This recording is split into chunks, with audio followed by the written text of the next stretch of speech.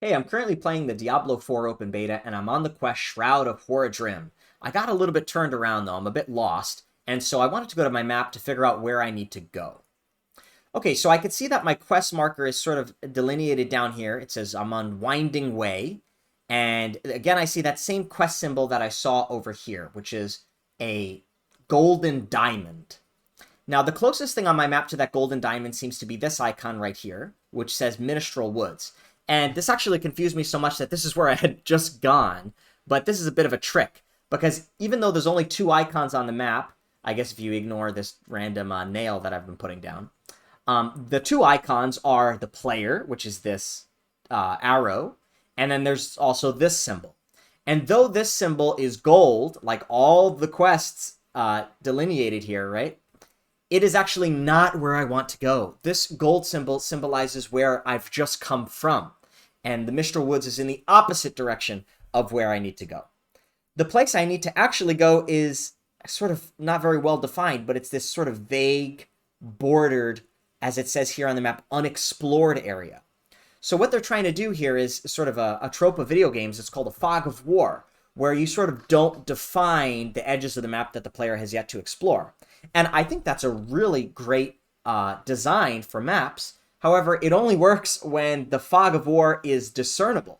And in this case, I think it's a little bit too hard to tell where that fog of war is.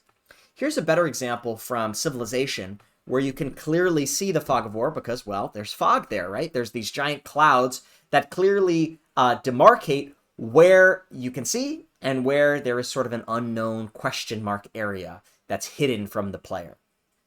So I took this image and I brought it into some image editing software with the goal of making it a little bit clearer to the player of where they need to go. So the first thing I wanted to do was, if gold is going to be our symbol for where the quests are, this is sort of our accent color, then I definitely don't think we should be using that accent to highlight where the player really doesn't need to go, the entrance of the cave. So I changed this symbol where basically I removed the diamond shape that I think is way confusing. It's very confusing with the iconography of the diamond shape of the quest, so I removed that. And then I also changed the color to be silver so that it sort of blends into the background a bit more. It's now a similar color to the player, and no longer does it sort of demarcate that it's a quest using that gold iconography.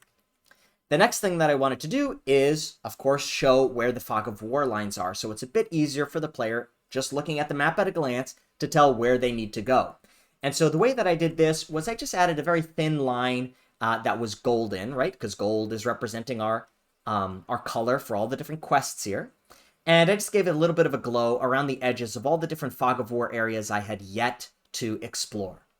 And now I think the map is a lot more easier to read at a glance. You can clearly tell where the gold is on the map, where the golden path is, literally where I need to bring the player. And I'm not directed towards the exit as I was previously.